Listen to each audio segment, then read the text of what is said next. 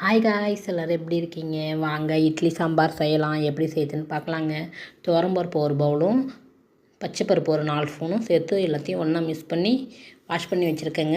ஒரு 10 நிமிஷம் ஊறட்டும். ஊறினோடனே குக்கரில் சேர்த்துக்கலாங்க. இந்த தண்ணியோடையே சேர்த்துக்குங்க. ஊற வச்ச தண்ணியோடையே பச்சை மிளகாவும் சின்ன வெங்காயமும் சேர்த்துக்கலாங்க. தக்காளி பழம் சேர்த்துக்கலாம். கேரட்டு பீன்ஸும் சேர்த்துக்குங்க. கத்திரிக்காய் பொடி பொடியாக கட் பண்ணி வச்சுருக்கேங்க. கத்திரிக்காயில் தண்ணி ஊற்றி வைங்க, ஏன்னா பிளாக் ஆகிடும்.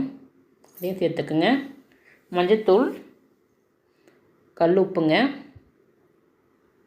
எண்ணெய் பொங்கினா பொங்கி ஊற்றாதுங்க மேலே, அந்த டைமில் எண்ணெய் ஊற்றிக்குங்க. பெருங்காயத்தூள் சேர்த்துக்குங்க. உங்களுக்கு தேவைன்னா நீங்கள் சாம்பார் பொடி சேர்த்துக்கலாங்க அதுலேயே, இல்லை உங்களுக்கு மிளகாய்த்தூள் கூட சேர்த்துக்குங்க. நான் அதெல்லாம் சேர்க்கலைங்க. உங்களுக்கு வேணால் சேர்த்துக்குங்க. விசில் வச்சு எடுத்துக்கலாங்க. ஒரு கடாய் வச்சுக்குங்க. நம்ம மசாலா அரைக்க போகிறோங்க. மல்லி, கடலப்பருப்பு, வெள்ளை உளுத்தம்பருப்பு, உளுந்து, வெந்தயம், சீரகம், மிளகு, வரமிளகாய்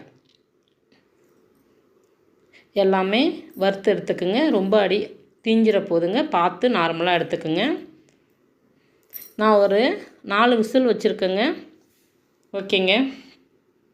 அது ஒரு தட்டில் மாற்றி ஆற வச்சுக்கோங்க. பருப்பு நல்லா வெந்துருச்சுங்க. நல்லா கலந்துக்குங்க. சின்ன வானல் வச்சுருக்கேங்க.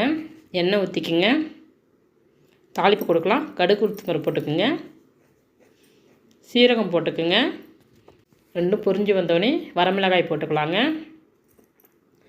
கருவேப்பிலை போட்டுக்குங்க. தாளிப்பு கொடுத்தாச்சுங்க. சாம்பாரில் ஊற்றிக்கலாங்க. அதை நல்லா கொதிக்க வைக்கலாங்க. இப்போ நல்லா கொதிக்கிட்டோங்க. நம்ம அரைச்ச பவுட்ரு அதில் சேர்த்துக்கலாம். உங்களுக்கு தேவைன்னா வேறு ஒன்று சாம்பார் பொடி வீட்டில் இருந்தாலும் சேர்த்துக்குங்க, இன்னும் நல்லாயிருக்குங்க. நான் சேர்த்துக்கல. உங்களுக்கு தேவைன்னா நீங்கள் சேர்த்துக்குங்க. சேர்த்து செஞ்சால் இன்னும் நல்லாயிருக்குங்க. உங்களுக்கு தேவைக்கு தண்ணி ஊற்றிக்குங்க. புளி தண்ணி கரைச்சி வச்சுருக்கேங்க, அதையும் சேர்த்துக்கிறேன். கொஞ்சம் தண்ணியாகவே வச்சுக்கோங்க, அப்போ தான் நல்லாயிருக்குங்க சாப்பிட. தண்ணி தேவைக்கு ஊற்றிக்குங்க.